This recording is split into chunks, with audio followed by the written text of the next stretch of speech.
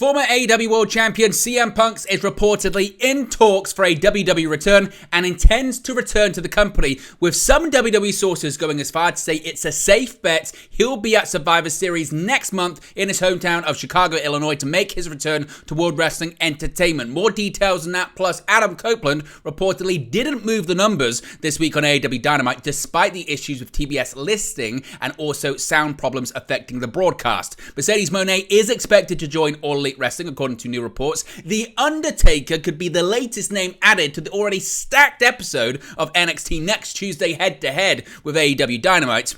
Roman Reigns' opponent for Crown Jewel seemingly has been revealed. Dragon Lee could be headed to the main roster very soon. An update on Ivar and the singles push he's getting in WWE, and another major WWE executive leaves the company.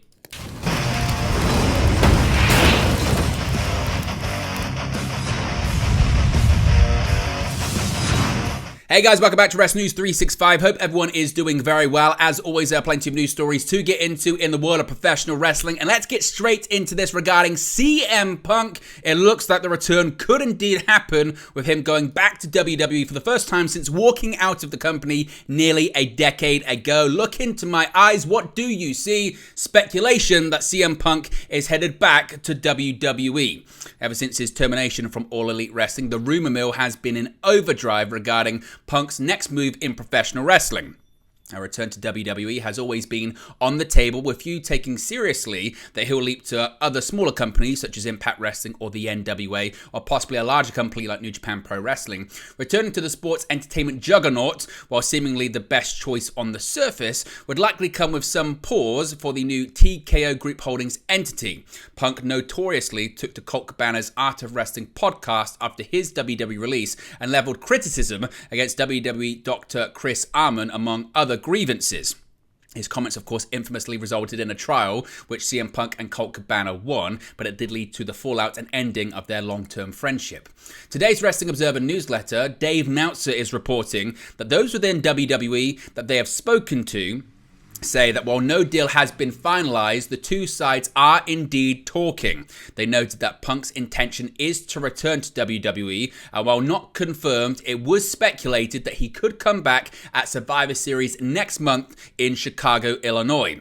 Shortly after Punk's termination from AEW, Nick Hausman of House of Wrestling reported that WWE's front office did not spring to life with excitement the way they did when Cody Rhodes became a free agent in 2022. However, everyone that House of Wrestling spoke with agreed that a return would not be out of the question if good business could be done. Furthermore, those that House of Wrestling have spoken to from CM Punk's side came to not feel the instance that led to his AEW departure would be held against him if indeed he wanted to return, suggesting that the heat he may have in AEW and the instance that led to his AEW departure wouldn't really have any impact or bearing, preventing him from going back to WWE. Now, one possible WWE landing spot that was rumoured for CM Punk was NXT, which of course will be going head-to-head with AEW next week and outdrew Dynamite in overall viewership this week. Of course, on the media call before NXT, Nick Hausman did ask Shawn Michaels if he would welcome CM Punk into the NXT fold, and also just his general thoughts about Punk returning to WWE. He said the following, quote, "I always enjoy working with Phil," he said. "Again, I didn't get to do it much, but I don't know. I'll say this. I understood him. I think there were, whether you want to say there were similarities in us, look, I can't lie. Once again, we were at TV. He once pulled out of his wallet right there on the spot a little autograph that I guess I had apparently signed for him in a hotel that he still had. So I've always liked him.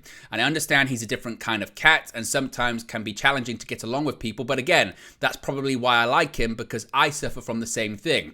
So, but still, look, obviously that's for people to decide higher up on the food chain than I am. He's a guy that does numbers and makes money. I think that would be a risk-reward ratio that I'm sure from a company standpoint they'd have to consider. But when it comes to would we take him in NXT and have him on our television? Are you kidding me? Of course I would. I just don't think anybody would let me. Now, despite the very positive response from Michaels, House of Wrestling were told that Punk and the Heartbreak Kid have not been in touch, and the Second City Savior has not been brought up in regards to NXT creative. The general belief within WWE at this point of time is that that if Punk does come back, it would be on the main roster, which one would expect. And Michael seemed to agree with that. However, what's very interesting here is that Nick Houseman is reporting, and this is significant because, of course, he's very close to the CM Punk camp of things in Chicago. One WWE source has reportedly told Nick Houseman they feel it is a, quote, safe bet that CM Punk will be at Survivor Series, which again is a very significant development. Now, as I mentioned, Dave Meltzer has written about this in the Wrestling Observer newsletter, detailing these preliminary talks between WWE and CM Punk, writing, quote, regarding CM Punk, there is obviously tons of talk regarding him returning. There have been rumors that it's happening, but those in WWE have only said that no deal is completed, and those close to Punk have told us that it is his intention to return, and the two sides are in talks. One would expect if such a deal is made that Survivor Series weekend in Chicago would be the time to do the surprise return. As I mentioned, it was also noted by Nick Houseman of House of Wrestling that one WWE source has said to him that it's a safe bet indeed that he will be at Survivor Series. So what are your thoughts on these big developments this afternoon about CM Punk and WWE reportedly being in talks for an upcoming return, CM Punk having full intention to return to WWE, and one WWE source suggesting it's a safe bet that indeed CM Punk is going to be in Chicago to make his return to WWE for the first time in nearly a decade? Let me know your thoughts about that, as always, in the comment section below. Fascinated to know what you guys think. Do you think Punk's going to return? What does this mean for WWE? What does this mean for CM Punk? And what does it mean for AEW as well? What kind of blow will that be to them? Let me know your thoughts, as always, in the comment section below.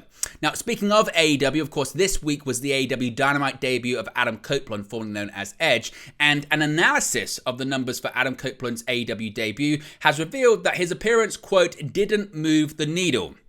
After his debut at WrestleDream on October 1st, Copeland made his Dynamite debut on the October 4 episode, reuniting with Christian Cage, albeit momentarily. As with his company debut, the video on AEW's YouTube channel has done impressive numbers. We'll get to that in just a second. However, TV viewership for the full episode of Dynamite was 800,000 viewers, compared to this week's NXT, which drew 857,000 viewers, one of the few times that NXT has outdrawn Dynamite in recent years. Now, there were issues with TBS's scheduling for the show, but even with those factored in, Copeland reportedly didn't boost the numbers. Dave Meltzer has analysed the numbers for Copeland's television debut in the Wrestling Observer newsletter, concluding, quote, his debut on AEW television drew a disappointing rating due to the cable and DVR mess-up situation. But even factoring that in, the number would have been in the realm of usual. They went up against 2 baseball wildcard series games as well. But with 800,000 / a 0.28, Copeland, even factoring that in, did not move numbers to any appreciable degree for his TV return and mission statements. It looks more like he could be an entertaining character and have good matches like Christian is, but not be a needle mover just being there. When someone switches promotions, as we've seen with Cody Rhodes and Will with Jade Cargill, it's like they come in with a fresh coat of paint. Everything is new and fresh. The expectation should be for Copeland to be able to have fun, have more creative freedom than he had, and have fresh matches with new opponents. As far as being a difference maker, I don't believe there are any magic bullets. Even if he did pop a rating at first, and him not doing so is absolutely a disappointment, in the long run, that's really what the reasonable hope for Copeland should be. Someone who gives you good matches and interviews, does programs where they have effective and consistent stories, and helps teach the younger talent. Of course, as we mentioned, next week's Dynamite and NXT will be going directly head-to-head on Tuesday evening. Now, speaking of stars jumping ship, Mercedes Mone is reportedly expected to become All Elite in the near future. Following Mercedes Mone recently teasing an appearance at AEW Full Gear on November 18, it is being reported that the former WWE star is, quote, expected to join AEW. Mone's ties to AEW have already been established, with the 31-year-old being shown in attendance at AEW All in London on August 27. While many fans expected some movement on Mone's AEW future either at that event or shortly thereafter, there has been little to go off as she continues to recover from an ankle injury she suffered in a New Japan Strong Women's Championship match with Willow Nightingale at New Japan Resurgence. Speaking at the All Out post-show media scrum, AEW President Tony Khan was asked about Mone's future in AEW, to which he said, quote, when she's cleared, that is someone we're really interested in working with. In the latest Wrestling Observer newsletter, Meltzer reported that the move to AEW is, quote, expected once Mone recovers from her injury. So when do you think this debut could happen? Could it indeed be at Full Gear, or could it be before then? Let me know your predictions regarding Mercedes Mone becoming All Elite. Now, next week's NXT show is absolutely stacked thus far, with John Cena, Paul Heyman, Cody Rhodes, and Asuka all slated to appear for the episode that goes head-to-head with AEW Dynamite on TBS. But wait, we could have another big name that could be added to the broadcast next Tuesday night on USA Network. According to PW Insider, while there is no word as yet to whether he will appear on camera, the word around the WWE Performance Center yesterday and today has been that The Undertaker will be in Orlando, Florida next week, including Tuesday, which of course is the date for WWE NXT. So could we see WWE even stack up this episode even further? John Cena, Cody Rhodes, Paul Heyman, Asuka, and now possibly the Phenom himself making his first ever appearance on WWE's developmental show. Let me know your thoughts on that. And is that, if you pardon the pun, the final nail in the coffin as to who is going to win that ratings war next Tuesday? If The Undertaker's on there, does AEW have any chance? Is this the case of WWE overloading the show, or are they trying to add more speculation, get people to tune in on the assumption that maybe the Phenom could appear? Let me know your thoughts about that, as always, in the comments section below. Now, let's talk about Roman Reigns, because it looks like he could be facing John Cena at Crown Jewel. A potential opponent for Roman Reigns, who has been teased on WWE television, won't be happening at Crown Jewel, according to a new report. The Crown Jewel event returns to Riyadh, Saudi Arabia on November 4, 2023, and is the 10th event in the kingdom under their decade-long deal. On the August 30 episode of WWE's The Bump, Paul Heyman told a John Cena t-shirt wearing fan to, quote, "acknowledge your tribal chief. John Cena is the second place GOAT because Roman Reigns is the GOAT. While this could be seen as setting up an eventual match between Reigns and Cena, the match isn't happening just yet." According to Dave Meltzer in the Wrestling Observer newsletter, quote, "although the promos where the Bloodline and Heyman talk of Cena as the second greatest wrestler of all time, with the idea that Reigns is the greatest and a play off Cena's WWE tagline of him being the greatest, and Cena also at this point scheduled for Crown Jewel, it was confirmed to us that Reigns versus Cena is not the match planned for the show." Of course, it was recently reported that WWE was working on bringing international football player Cristiano Ronaldo in for Crown Jewel. Of course, he does play in Saudi Arabia for Al Nassr, a football team based in Riyadh. Now, Dragon Lee. Dragon Lee reportedly could be set to join the main roster very, very soon. An update has emerged on a rising star who could be set to officially join the main roster following his recent performances. When WWE signed Dragon Lee in late 2022, the company presented the signing as a major acquisition. While Lee has been prominently featured on NXT, he received an opportunity to showcase himself on a larger platform when he challenged for Dominic Mysterio's NXT North American Championship on the September 25 edition of Raw.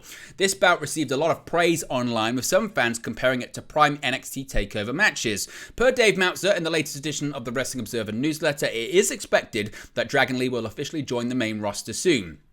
Detailing Lee's deal with WWE, Meltzer wrote, quote, "Dragon Lee did so well with Dominic that it looks like he's now on the main roster. The nature of the deal he signed did indicate he'd be on the main roster after 1 year in NXT to begin with, but the match with Dominic may have sped up his timetable. He was legitimately debating between AEW and WWE last year when both made their offers, and WWE did indicate main roster money in the deal for year 2. Lee asked around and was told that AEW was oversaturated with talent and WWE would be best for him. In Mexico, a lot of people were looking at how Dragon Lee and Bandido, who started at similar times, did respectively. Bandido was slowed down by injuries, but at this point, Lee is ahead. Dominic Mysterio went on to lose his North American Championship to Trick Williams at the September 30 NXT No Mercy Premium Live event, before winning it back on the October 3rd edition of NXT as well. Plans were reportedly originally very different, with Mustafa Ali set to challenge for the gold at No Mercy prior to his WWE release. According to Fightful Select, of course, Mustafa Ali was actually scheduled to win the title at No Mercy prior to him being let go by WWE. Now, Ivar, a bit of an update on Ivar when it comes to a recent singles push he's been getting on television. The reason behind Ivar getting a singles push in WWE has been revealed after the Viking Raiders haven't competed as a duo in nearly a month. Eric and Ivar were last seen teaming together on the September 14 episode of WWE Main Event, defeating Cedric Alexander and Shelton Benjamin. Recently, Ivar has been in singles action against Kofi Kingston on the September 18 episode of Raw and Xavier Woods on the October 2nd episode, with Eric nowhere to be seen. The reason behind the singles push was revealed in the Wrestling Observer newsletter, with Dave Meltzer writing, quote, "The decision was made because Ray Rowe," that being Eric, "is out after surgery, said to be for at least 6 months, is to push Ivar as a singles player. In the past, when one member of a tag team that's usually an exclusive team gets hurt, they've just not used each other that much. Of course, they're doing something different this time around with Ivar." Finally, another WWE executive has left the company after the recent TKO merger, merging together WWE and UFC. Per Brandon Thurston of WrestleNomics, Suzette Ramirez-Carr, who served as an Executive Vice President, Chief Human Resources Officer, will be leaving WWE on November 3rd. WWE staff were informed of her upcoming departure via an email from WWE President Nick Khan. Thurston shared the following on Twitter, quote, "WWE's EVP of Human Resources, Suzette Ramirez-Carr, will be leaving the company on November 3rd, according to an all-staff email from WWE President Nick Khan. HR was probably one of the more obvious areas for overlap with Endeavor Services following the TKO merger. Ramirez-Carr joined WWE as the company's Executive Vice President, Chief Human Resources Officer in April of 2022. Prior to this, she had amassed over 30 years of HR management experience, working for a number of companies including Frito-Lay, United Talent Agency, and Beauty Counter. Per WWE's original statement announcing her hiring, Ramirez-Carr's oversight included talent acquisition, as well as employee experience, development and engagement, and HR operations and training. WWE previously confirmed that Ramirez-Carr's role would see her reporting directly to Executive Chairman Vince McMahon. WWE and UFC were officially merged to form TKO Group Holdings last month, with the merger closing on September 12. But there you go, guys. This latest pro wrestling news for you. Be sure to smash a like on the like button. Be sure to subscribe, bottom right-hand corner. As always, let me know your thoughts in the comment section below, and I'll speak to you again very, very soon. Hey guys, thank you for watching, listening, streaming, or however you come across this video today. Be sure to click on the video on the right there to watch our next video, or click the bottom there to subscribe, or the bottom right hand corner. Thank you very much, and I'll speak to you again very soon.